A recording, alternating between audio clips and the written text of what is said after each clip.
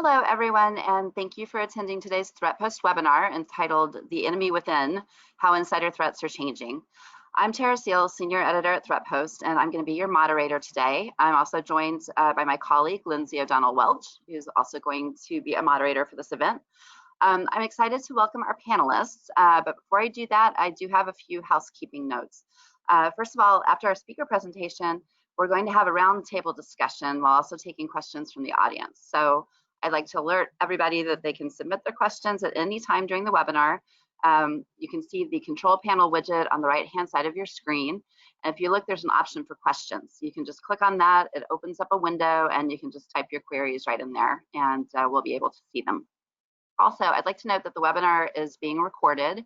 So we're going to be sending out a link where you can listen on demand, and you can share that link with your colleagues and save it for revisiting later, whatever you would like to do with it. And on that note, let's talk about today's speakers. I'm really excited. We're going to hear from Saryu Nayyar, who is CEO at Gurucul, as well as Craig Cooper, who is COO and Senior Vice President of Customer Success at Gurucul.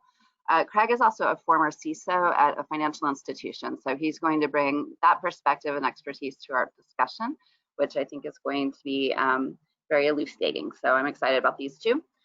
They're going to tag team on a presentation today and provide kind of a deep dive into the current state of insider threats, how the risks and challenges are shifting during this time of pandemic and everybody working from home, and also delve into some ideas on what we can do about it. So let's take a quick look at the agenda here.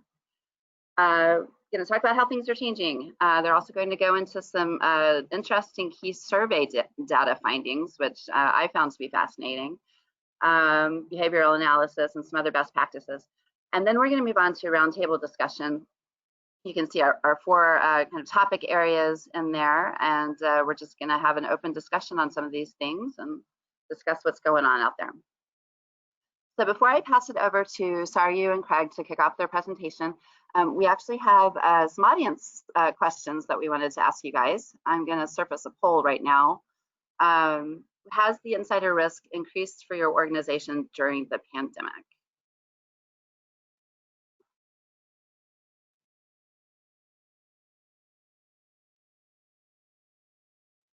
Now, I'll just give you guys a few minutes to answer that.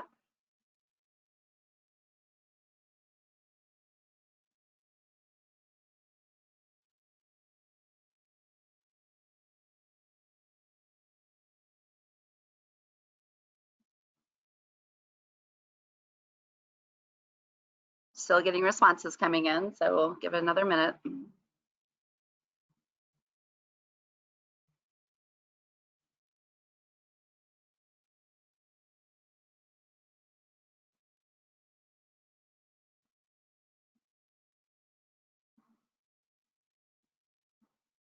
Okay, great. We also have a second poll that we're curious for you guys. How vulnerable is your organization to insider threats?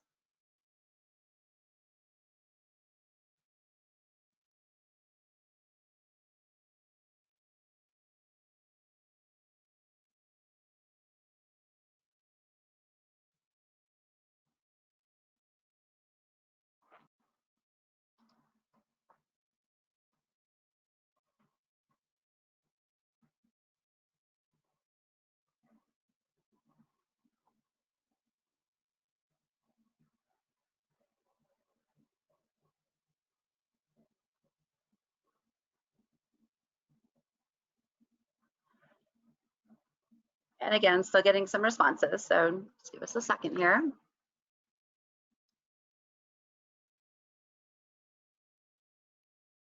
Okay, great. And then we have one more, which is, do you have a formal insider threat program in place?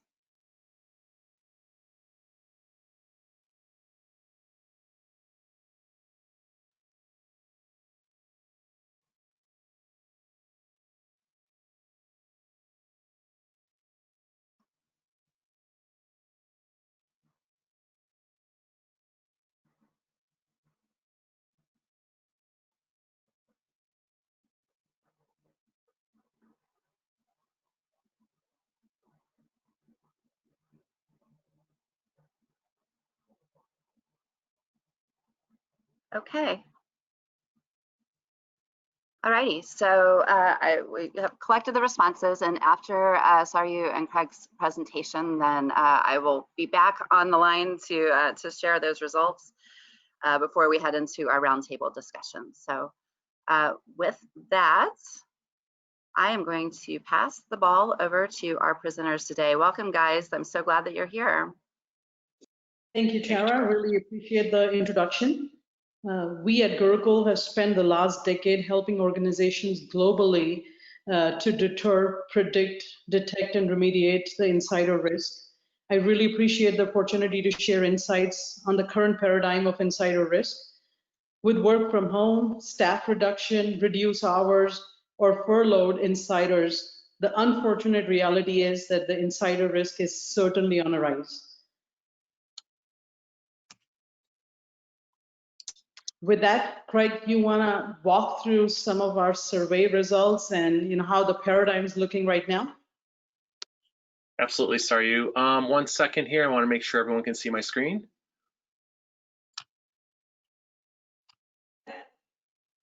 Looks good, Craig. Awesome. Thank you very much. I appreciate that, Tara.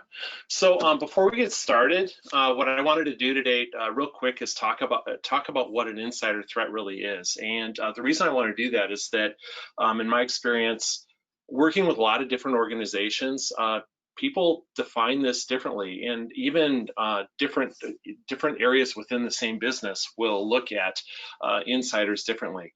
When you talk to someone in information security department, maybe in a threat area or an insider threat department, even in some organizations, they'll look at lots of different actors, and they could be, they're listed here on the screen, employees, contractors, temporary employees, and whatnot.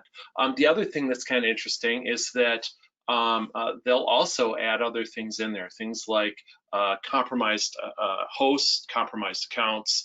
They look at those as insiders too, because they're external people or external entities, if you will, that are acting as an insider. And really the tactics that you need to use in order to identify those insider threats are also looking, they are the same in essence, because you're looking at what an insider is, or someone that is acting as an insider is. So kind of interesting there, but typically we look at insiders again being employees, contractors, business partners, and potentially compromised accounts or hosts as well.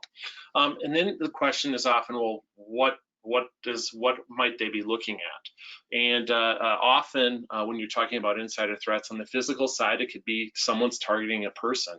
That's not very comfortable to think about, but that's obviously something that could happen, has happened with like workplace violence and those types of things. But more often than not, when we're talking about an information security, the insider is, and especially if it's an external person posting as an insider, they're looking to identify information, customer records, PII, maybe those top secrets, those types of things as well. So, and then people will ask, well, why would someone do that? All of our employees are good. There's a lot of different reasons. People are generally either financially motivated, maybe they have a rift to settle with someone or with an organization. It could be someone from the outside trying to come in and take trade secrets. And then probably one of the biggest insider threats is accidental disclosure. And that's often done through phishing attacks, which we'll talk about a little bit later. Also could be loss or accidental disposal of information, people throwing something in a dumpster and having it found by someone else. And then lots of different potential impacts here, everything from employees being harmed all the way through organization being harmed and or your systems being degraded, which again is harm to your organization and harm to your end users. So when we look at an insider threat at Gurucul, and when Saryu and I are talking today, we'll be talking primarily about people on the inside, and potentially we'll also identify some cases where we could be talking about outsiders acting as insiders as well. So We also wanted to go through and talk a little bit about survey results here, and this is Cybersecurity Insiders survey, and we found some interesting information out here. So this is not unlike the poll that we just took, and we'll review the poll results at the end of the presentation today.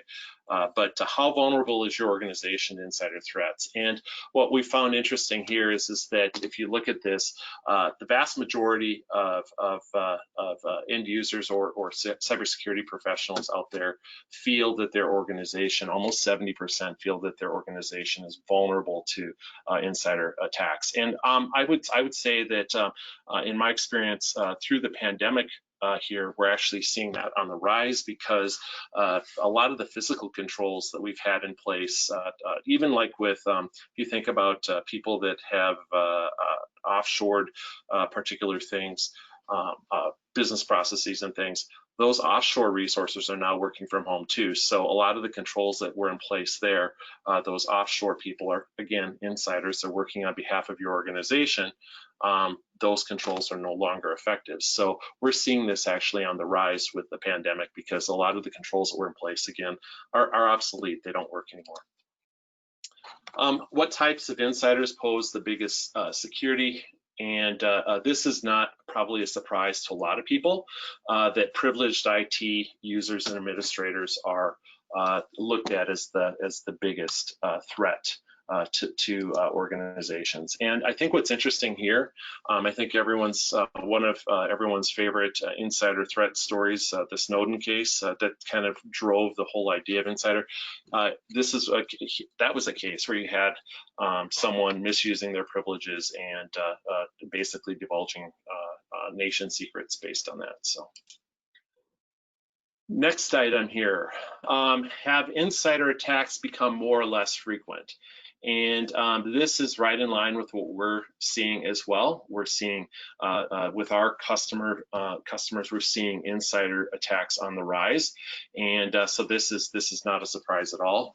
Hopefully people are able to, when we talk about the programs, either people are doing a work in progress or they have a program in place because insider attacks are becoming more and more frequent and more prevalent out there. So.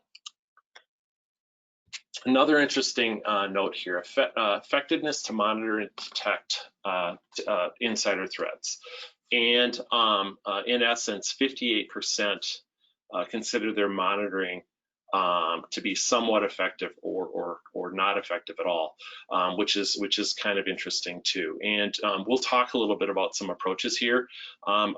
A lot of organizations are starting to move away from traditional in-depth defense controls for looking at insiders, and they're looking more at behavior analytics, which is kind of in Gurucul's wheelhouse, but we'll talk a little bit more about that as well. But again, a lot of organizations feel that their current ability to monitor is tough. The other interesting thing on this is that when you're working with people in Europe, and other countries, and even some states in the US, there are some handcuffs that get put on as well as far as user monitoring. And so we can talk a little bit more about that if someone wants to go down that road as well. Insider threat management focus. You may say, well, geez, these answer, or these, there's more than 100% here if you add all of these up, and that's because people could select more than one. But again, most folks are working on the detection and deterrence piece. And then you have the analysis and post-breach. Where we'd like to move organizations to is real-time detection and remediation on the spot. That's what most organizations are trying to drive to. And Saryu will talk about a process that we use with our customers in order to make that happen as well. So. How quickly can you remediate insider threats? And this kind of touches on what I was talking about here, 25% in real time. This is what we want to do. We want to identify an insider threat, and we want to be able to stop the exfiltration or stop the damage before it happens, or at a minimum as it's happening, so you can minimize the impact to your organization. and really before data exfiltration, so that they may have grabbed some data, and if you can stop them before they actually get it out, that's a good thing too. But again, most organizations they detect it and try to figure out what happened after the proverbial horse is out of the barn, so to speak. So. Couple more and then we're done here. Impact of insider breach. And I think this is kind of interesting too. And as I talked about on the first slide, what happens? And if you think about a breach costs millions and millions of dollars, especially the larger ones. Think about what happened to Target when their infamous breach happened. They literally lost a whole shopping season worth of revenue, which hurt their company, hurt their stock price, and really hurt their brand. And all of the others out there as well, the Equifaxes and the Starwood and all of these different breaches, and even on the medical side, some of the medical records and things that have happened really has hurt these organizations from the outside looking in, the brand damage and whatnot.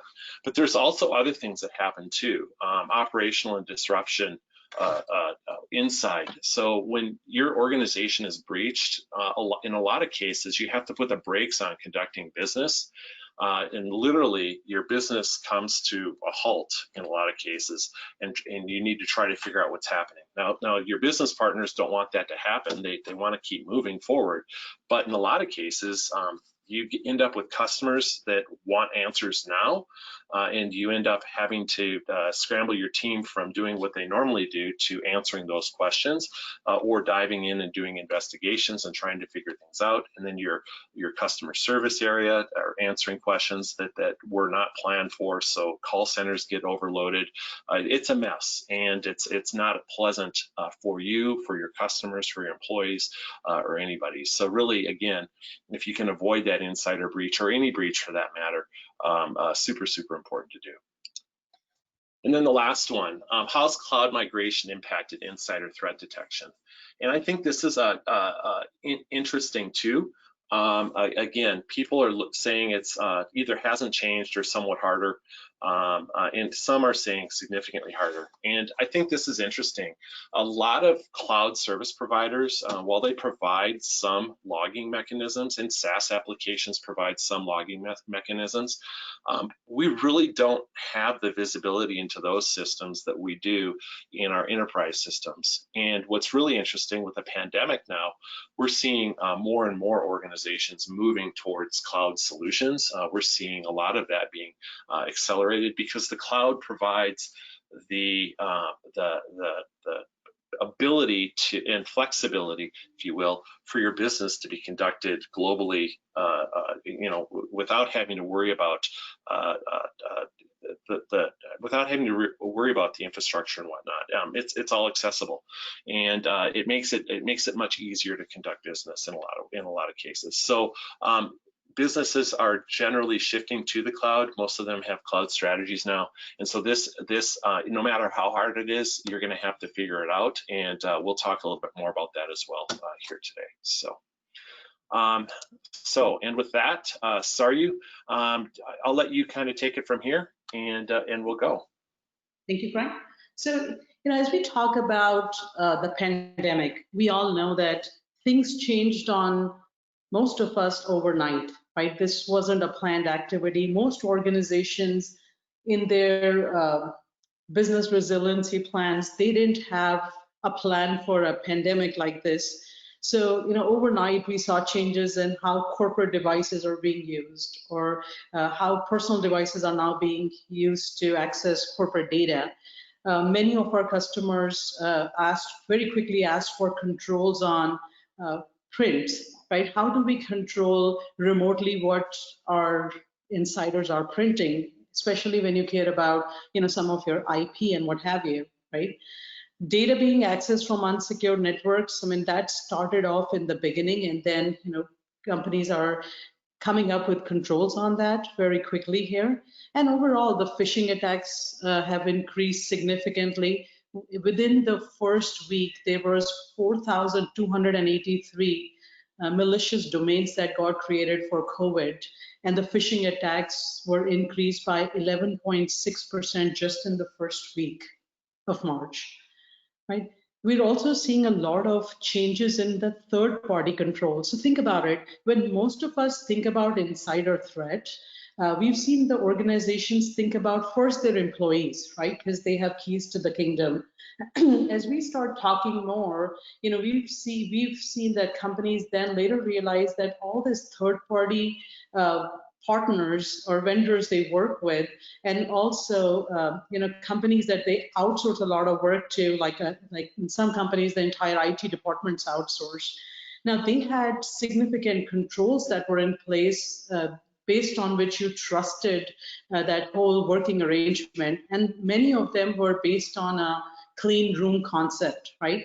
Now with folks being maybe internationally in remote locations, they're not coming to offices, so the clean room control is not effective anymore, and they still have access to your data, and you cannot take that away because they're running some of your critical business applications, which now need more support with your workforce and your consumers wanting to be more digital in the transactions they're doing, right? So there's a whole paradigm shift there. And then of course, the sentiment, right? The sentiment part is very important for insider risk, right? With people being furloughed or layoffs happening or reduced hours or reduced wages or what have you, right? Or a combination of these, we're seeing that the whole sentiment is very different and it's been hit very hard. And when you think about insider risk, you want to think about sentiment analysis because that plays a very important role on the intent. Why did somebody want to why did somebody maliciously want to steal the data, exfiltrate confidential information, and what have you? So we are seeing a major paradigm shift.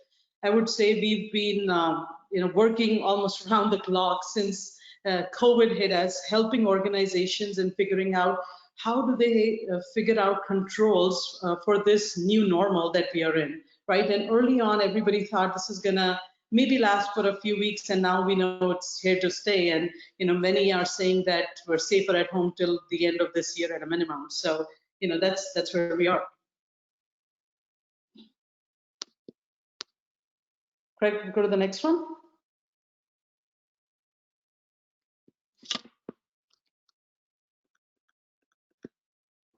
So insider risk includes sabotage, they include theft, they include espionage, fraud, competitive advantage, and are often carried out through abusing access rights, theft of material, and mishandling physical devices. These threats can also result from employee carelessness or just plain policy violations. We see a lot of that happening with our customers that allows system access to malicious outsiders, right? That's a big thing. And Craig talked about that in the beginning. When you think about insider risk, don't just be thinking about your employees, your contractors, your third party, or your visitors. Be thinking about outsiders who are going to impersonate to be an insider, and those are things you want to detect as well. Now, these activities typically persist over time, and they occur in all types of work environments, right? Ranging from private companies to government agencies. So that's the paradigm we've seen. Now, we usually put them in 3 categories. Technically, we would say they are in the account or host compromise. This most certainly leads to outsiders coming in and impersonating to be an insider and causing a lot of damage. This is a high-risk situation, I would say. Think about Target breach that Craig talked about. Next category would be access misuse. And access misuse and data exfiltration, separate categories, but some of the linked real life examples we've seen. I mean, Edward Snowden, we talked about that, right? Having access and misusing that to exfiltrate nation secrets, right? So that's a big one. Then we recently heard about Tesla, right? We've seen that as well, where somebody went and misused the access to change how the production line was gonna work, which caused brand damage as well as operational efficiency damage, right? So these are the categories we kind of group them in.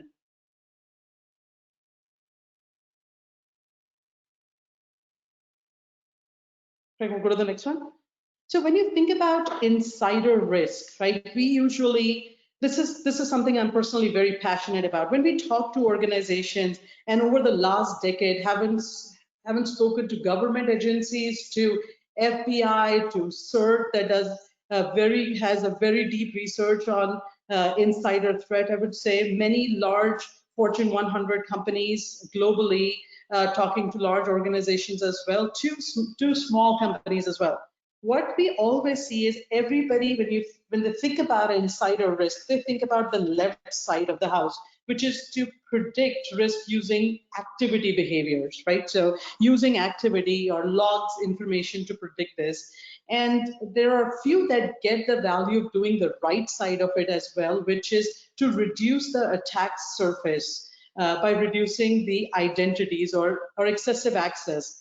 So I'll take an analogy here. So let's say you're going on a vacation and you share your home keys with a group of trusted folks, right? You come back and you haven't taken the keys back from them. They're trusted. You're kind of going about doing your things. Now you have a situation where somebody breaks into your house and things are all over the place and some stuff is stolen. So you would usually think about it and say, well, I'm going to put in a control and I'm going to monitor who's using the key. I think the more important thing here is to go back and assess who should have the keys, right? When you think about an organization, you want to think about who has the keys to the kingdom. In my company, who has privileged access? Should they really be having that access? Or should we be taking that away, periodically cleaning it up and get to more of a need to know basis, right? And by doing that, you reduce the attack surface. So you're not just monitoring it after the fact and putting in controls to detect if somebody is trying to misuse the key. You're actually controlling who has the keys to the kingdom. Now flip the situation and think about if it was an outsider and an accounts compromise, and you lavishly handed out keys of the kingdom to your insiders. Now, if an account's compromise and they have excessive access, the risk is exponentially higher because they know who to reach to, right? They get to the folks who usually have the higher level of access. That's the folks they are trying to impersonate and compromise their accounts. And from there, they can cause a lot of damage.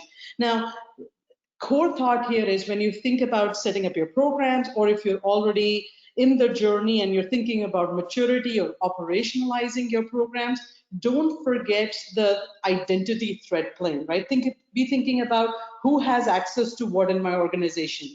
And then, another key thing is one leading indicator of insider risk is behavior, right? That's the key indicator of insider risk. And that's very important, be it access or be it on the activity side. So you definitely want to be using techniques where you are doing behavior profiling, where you're figuring out what is normal, and normal not only for each insider, but also dynamically figuring out what would a potential peer group be and what is their normal. So you can really cut down the false positives and quickly get to a point to understand, where is the risk in your organization. So I want to definitely leave you guys behind with two sides of the insider risk equation, access and activity. Both are equally important to really mitigate the insider risk.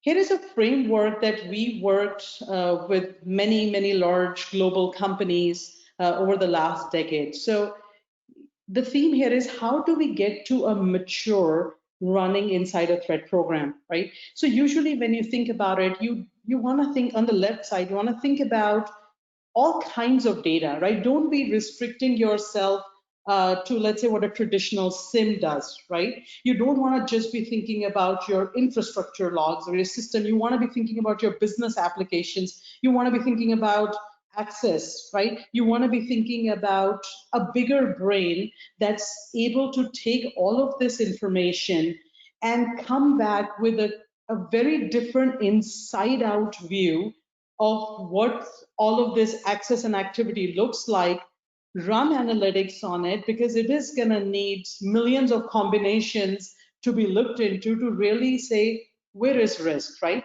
And think about all different data components. Once again, think about identity, like what access they have. Think about the accounts. There can be multiple accounts associated with a person. You want to kind of holistically understand what they're doing across the different accounts.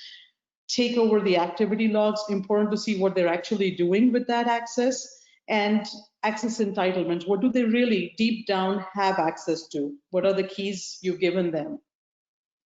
Bring it all together and pick a system that has open choice of big data, right? Which is independent. It has data democracy, doesn't lock you down into its own proprietary setup. So take that open choice of big data, it runs the behavior analytics on it, where it's baselines, all of the insiders, they're normal, their peer group's normal, and has algorithms built in to give you one single risk score that you can soar with. And the idea there is, when you get a risk score, it's prioritized. So let's pick on a scale of 1 to 100, with 100 being very high risk and critical. You can take prescriptive actions right there. And the idea is to automate this process and automate the administration, the decisioning, and the governance from there. Many of our customers affectionately call this program model-driven security, which is data science-backed automated security controls for insider threat and other control automation as well.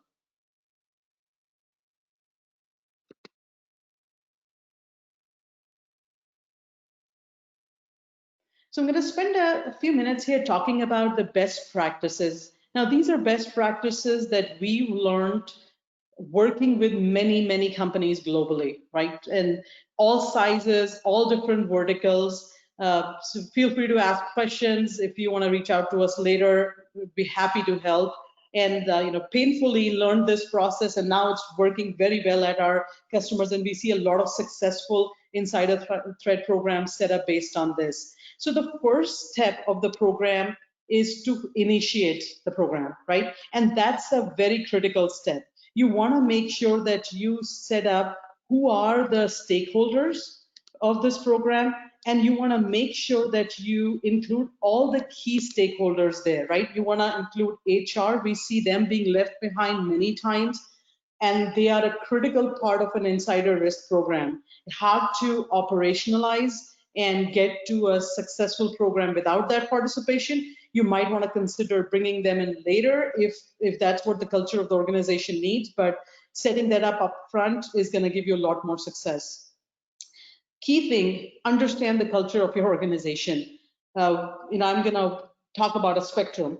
Financial companies accept that the insider risk is a problem. They have compliance regulations. They know they have to monitor this. The company as a whole understands this.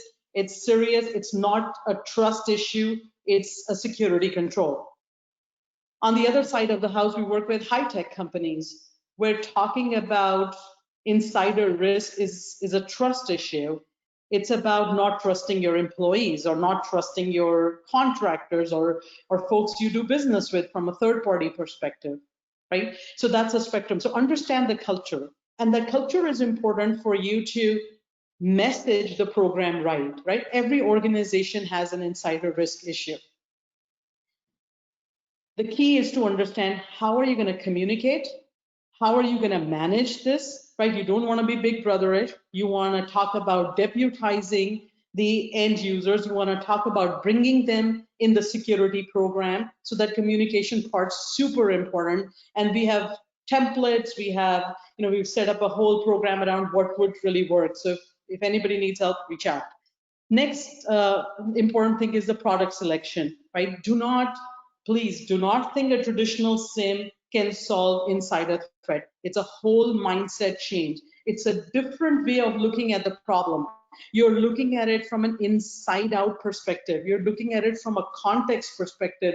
This is not about transactions. And even from a SOC, there are many best practices on how you operationalize once, we'll talk about it once we get to that part. But even from a product selection perspective, very important that you really look into some key things and don't just look at your current platform and say, I have a SIM, a legacy SIM, maybe I'm just going to use it for insider risk. Does not work. Tried, tested by many, many organizations, failed. If you want any reference, happy to provide that. Key things to think about from a product selection perspective, see a platform that can really give you a unified security and risk perspective. Unified is important because you want to bring in different parts and pieces. You don't want to be going to a different platform to research. On top of it, you don't want siloed analytics. You want one place, you consolidate all this data, run analytics, and get actionable results. Now, when I talk about actionable results, I'm talking about risk prioritized, right? So you exactly know that if this is the risk and here is a behavior model that got triggered, here is a response associated. So your insider risk management team knows what to do from there. More importantly, as you mature, you can automate these controls, which is the end state we're going after. Next is to define your threat indicators. Very, very important. Over the last 10 years, I would say we've learned a lot about this. We have best practices on threat indicators that give you the most value. And I would say HR attributes also play a key role in that, so that it's important to have that partnership upfront. And of course, all of the controls that nobody gets to see any confidential information have to be built into the platform. Then next is the linking. We talked about this early on as well. It's building that context together across various different systems and across a user, an entity, looking at their access, activity, any alerts, and building that holistic view and linking it together, not using correlation rules, which don't give you the highest efficacy because they're very basic. You want to use, and platforms would have this capability, you want to see who has link analysis algorithms built in to give you the most efficacy in linking all this data and building that context. Next would be to baseline. You want to behavior baseline. We talked about it, not just an insiders. You also want to look at their peer groups. And when you look at a machine, you want to look at other machines in that peer group, and you want to baseline behaviors and see where the anomalies are. And then it doesn't stop there. It's not just about anomalous behaviors. It's about risky anomalous behaviors, right? That's what we're going after. Next point of maturity comes in the monitoring and responding to this. This is a key thing. We've seen many companies struggle with this. Everybody goes in with a soft mindset to solve this problem. This is a lifestyle change from that process. It's a different way of looking at it. You want to set the right response mechanism, build the right playbooks, have the right governance committee set up and right cadence, so you can really make this going to the next thing of operationalizing, right? You want to have an effective working insider threat program. You need to have all of these components working. Also, continuously being able to review the results, provide feedback, so the algorithms can tune themselves because they're self-learning, and you get higher efficacy results. Good news is a good platform should be giving you very few alerts every day, right? If you're talking about a company of, let's say, 10,000 employees and 10,000 insiders, I would say you would get about 100 alerts in a month. Right, so it's very few if compared to the other signature-based platforms you see. Okay, going to the next one here, Frank.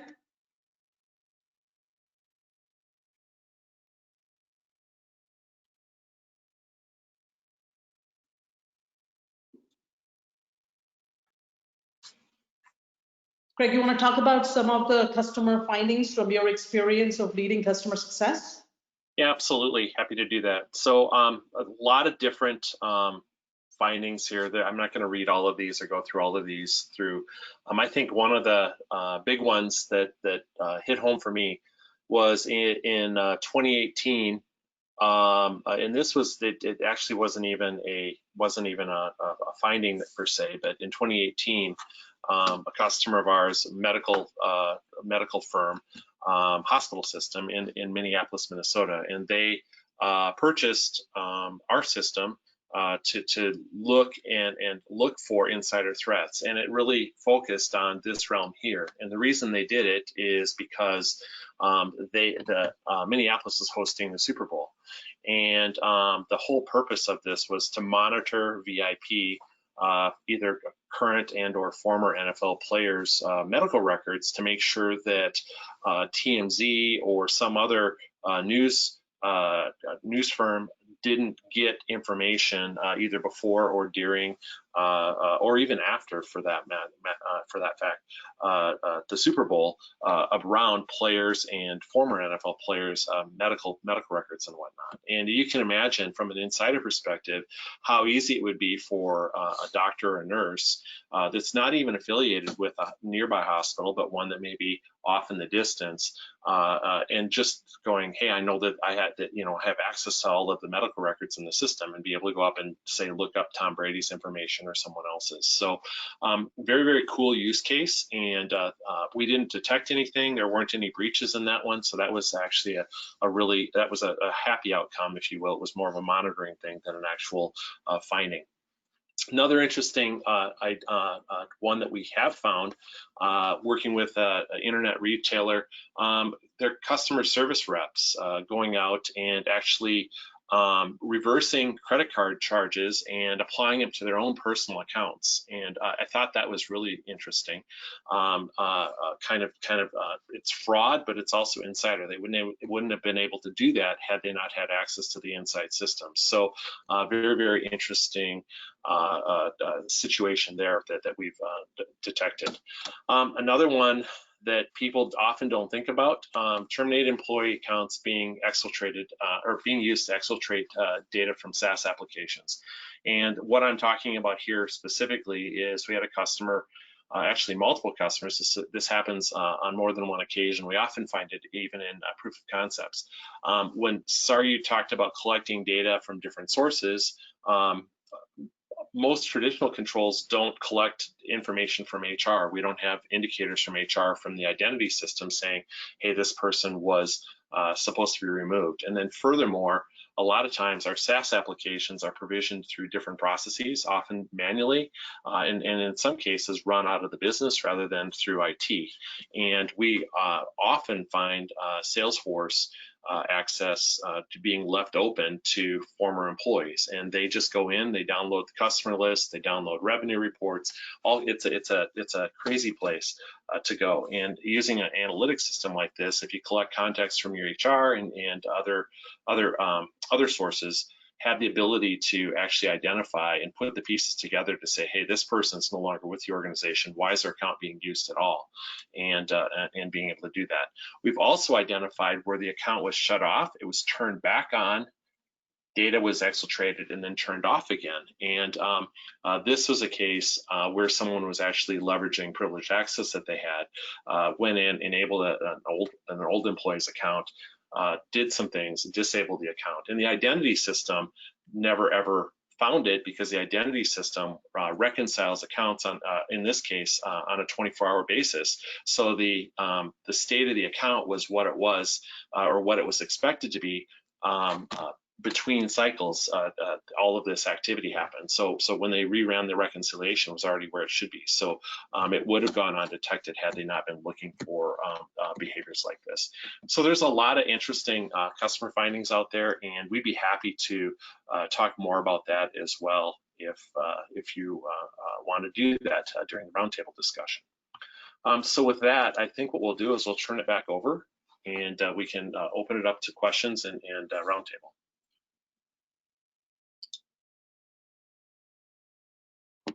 Tara?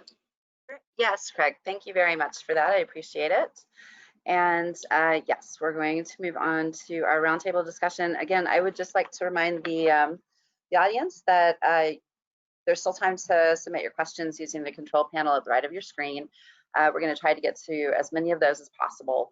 And now, in addition to Saryu and Craig, my colleague Lindsey O'Donnell is going to join us for our roundtable today. So welcome, Lindsey. Thanks for having me. Before we get into our discussion, I wanted to go over the poll results. The first thing that we had asked was, how vulnerable is your organization? Now, 11% of our attendees said that they felt extremely vulnerable, and that compares to 5% in that broader poll that you guys talked about earlier, which is interesting. Of course, maybe the reason why you're attending a webinar on this is because you're concerned, right? So maybe a little bit of a skewed sample here, but I thought that was interesting, more than double. Also, 82% said that they feel vulnerable, not extremely vulnerable, but vulnerable. And then another 7% said that they don't feel vulnerable. So that's an interesting result too, I thought. The second poll question was, has the insider risk increased for your organization during the pandemic? Unsurprisingly, the majority, 55%, have said that yes, it has increased. 43%, however, said no change. And then the remaining 2% actually said that they have found their insider threat danger to be reduced. Interesting. Interesting, right? Yeah. Yes, yes. And then the final poll question, which is, do you have a former insider threat program? 40% of our attendees said no, 32% said yes, and 27% said that they have something in progress. So Yeah. they're working on it, which is interesting. So I think we can probably start our roundtable discussion. I know that we had sketched out about 4 different buckets to talk about here today, and I think maybe we could start off talking about those inadvertent employees, the social aspect of this. A lot of companies have invested in employee training and awareness, but how do those challenges in enforcing good security hygiene, how do they become more magnified when we have so many employees working from home for the first time outside that traditional corporate perimeter? Yeah, I can start, and sorry if you want to fill in. So one of the interesting things is, and again, I kind of looked at this through the eyes of a CISO as well. One of the interesting things that I find with the whole pandemic and people working from home now is people are kind of put in a precarious position. Where are they going to work? They've got, in a lot of cases, kids at home that are trying to do schoolwork or trying not to do schoolwork, right? Depending on your purview on that. And you've got, often a spouse that is working at home as well. And so you got a lot of, I'll just say, action happening in the home today that a lot of people may or may not be prepared for. I've been on conference calls with people that are working out of their garages because their spouse has got the office, taken over. A lot of people working in their dining room table or their kitchen bar or wherever. And I think when you think about risks to your organization, think about I'll call it the drive-bys that happen in your home even. So if you're a medical firm, for instance, and you've got patient records up and you're working on medical records, maybe someone's just keying in medical, the procedures and things that happen. I don't know how much of that happens anymore with EMR systems, but I'm certain that there's some of that. And you could have people just looking up records and billing and those types of things, processing insurance claims and those types of things. There's a lot of data on the table there, or out in the open, if you will. When you're at work, you've got a cubicle and you've got like-minded people around, but who's to say that you don't have a teenager that's looking over your shoulder, or a spouse is looking over your shoulder? And by the letter of the law, if you will, it's a breach to have someone else looking at those things, even if it's just a family member. Imagine if you were working on a chip design for instead of 5G, 6G cellular now. And it's something new and cool that no one has even dreamed of yet. And you have this trade secret, and it gets exposed because someone's walking by, or even the idea that your company is looking to build this thing. Maybe a neighbor kid walks by and they have a presentation that talks about 6G, and they mention it to their parents down the street. Who knows how that data could be leaked. So there's that. The other interesting thing is the mix of company data on personal devices and personal computing on company devices, and the possibility for inadvertently sharing information there.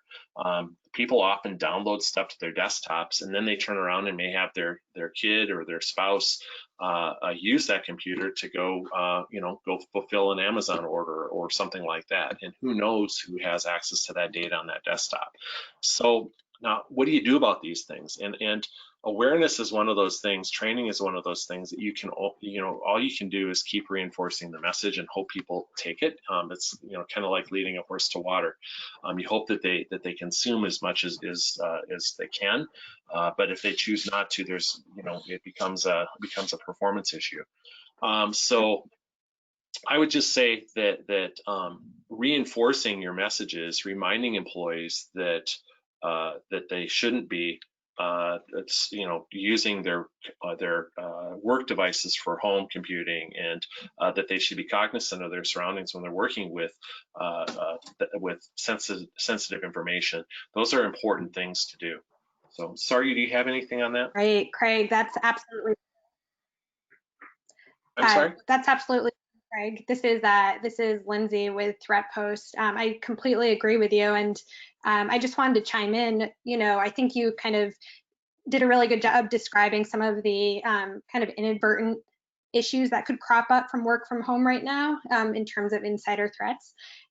One thing that I've noticed too is just on social media, employees posting their work from home pictures of their remote workplace. And I think that's kind of an interesting, mistaken type like little viewpoint into, potentially there could be data on that, is on the monitor that people could see. Potentially there might be a little, password on the sticky note next to the computer. So I think just even the smallest things like posting like a picture of your remote workplace on Twitter can really show that these simple mistakes really go far in a remote workplace. And I think you also made a really good point about how a lot of employees are, there might be juggling crying babies or having barking dogs in the background. I've certainly come across many of those during my work calls. And I think that under these conditions, mistakes do happen.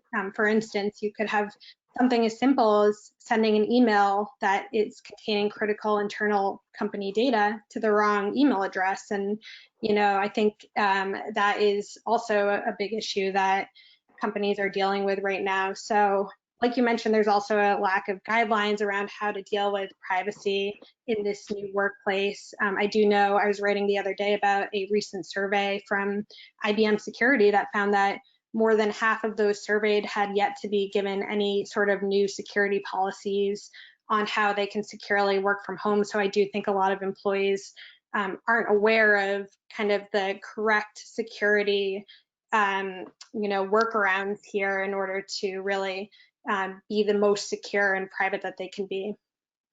Yep. Yeah, and that's great, Lindsey. 5 things I would say here. Number one, right, security is a business enabler. So I'm just going to take a different take to this. From a security practitioner perspective, what should we be doing, right? So first, the security is a business enabler. It should only be visible when needed, right? So that's an underlying theme that we always talk about. Second, very important, right? Even with all of this happening, what is one thing that will not change as much is their behavior, right? So behavior is very, very important, right? The fact if somebody's job is to be a data scientist and research, that is what they should continue to do on your corporate systems, right? When you look at their access and activity, and that is what their behavior should continue to be. If now all of a sudden their behavior is changing, that is the leading indicator of risk, right? So I want to go back on the point that with everything Craig talked about and everything Lindsey talked about, spot on. But how do you fix that, right? Is when you do behavior analytics and you understand what the behaviors are. Another important thing Lindsey talked about, social media, and I talked earlier about sentiment analysis, right? So when you look at your decision on technologies or building this up, reach out to us. Let's talk about how sentiment analysis plays a very big role, and how you connect to social media, and mature platforms have that capability to pull in that information using link analysis as well. Very, very important. And then, as this is going to be the new normal, understand that it is more than ever now important for you to build that user or entity-based linking across your different data systems. You might have moved to cloud much faster than you thought you would, right? So get all of that data together in a platform that can quickly give you that value, even with a SaaS, so it's much faster. And then understand the capabilities to get to proactive enforcement. And this goes back to what Lindsey was saying, like you want to make sure that no emails are going out with, attachments that shouldn't be sent out. So if we know somebody's risky, you can do a DLP enforcement right there and make sure no emails go out, right? So there are ways of building a mature platform or a mature insider threat capability, even with all of this going on, and reduce the insider risk. That's great, Saryu. Thank you. And this is Tara. We're unfortunately running out of time. This is such a great topic area that I feel like we could go another hour on this, actually. But we did have a couple of audience questions that I wanted to get to before we had to wrap it up. And since we only have a couple minutes left here, one is, to follow up on the sentiment analysis idea. What are some of the processes that go into that? Is it just a question of sort of monitoring social media, or how do you even start to begin to architect sentiment analysis or train your algorithm to recognize it? And also to follow up on that a little bit, how do you balance that with privacy concerns? Absolutely. Great question. So first, I would say on sentiment analysis, right? There are many algorithms that can be used to take that data. It could even be, to start with, we've seen basic things like, let's say, email logs, right? Have the subject, have the content, looking through that and looking for certain threat indicators. That's where the maturity of an insider risk platform comes into play, right? How many algorithms are built? How many threat indicators are there? What is the depth of understanding of that sentiment analysis? It's not just about social media, right? It's really about also using your own company information, which everybody knows is monitored for such things, right? So that's an important one. And I shared a basic example of emails. And that would be a good one to start with. Second thing is, how do you balance this with privacy? Number one, from a privacy perspective, there is no new data being created. This data already exists, right? And already exists, and it's just being analyzed. Second, this is only shared with people with the right privileges who need to see this. It's not like even a SOC team will have access to see the results of sentiment analysis, right? Only very few people have that ability. And once again, goes back to the platform you're selecting. Make sure you can do masking. Make sure you can do masking based on roles, like who has access to what. I want to mask what can they see in the platform. And also building partnership with HR, privacy, legal, again, will be very important to implement this. I've done a lot of research on this. Would love to have a separate session with anybody who's interested. Reach out. We can talk about sentiment analysis. But for everybody, very, very critical, key component of your insider risk program success. This is Craig. One quick note on this too. Sorry, you kind of touched on it. Most folks in the U.S. anyway have policies that state, and when I say folks, I should say organizations. If you're using your corporate device for personal computing, you're being monitored, right? And so people need to be cognizant of that. And then there are different ways of I'll just say there are different ways of collecting data, be it social media, email, or whatever. There are a lot of different, I'll just say hints, if you will, that you can do that. And some of them could be as simple as just going out onto Twitter and whatnot. And the last thing is that I would say is that if people are using social media, that they voluntarily understand that it's by nature it's social, which means it's public, and in most cases, if you're tweeting something or you're putting something on LinkedIn, it's there for the public to see, so it would be considered public information. Yeah, and I think that's that's an excellent point. That I think people have an expectation of privacy in some of these situations where maybe they shouldn't, particularly when it comes to corporate email and things like that.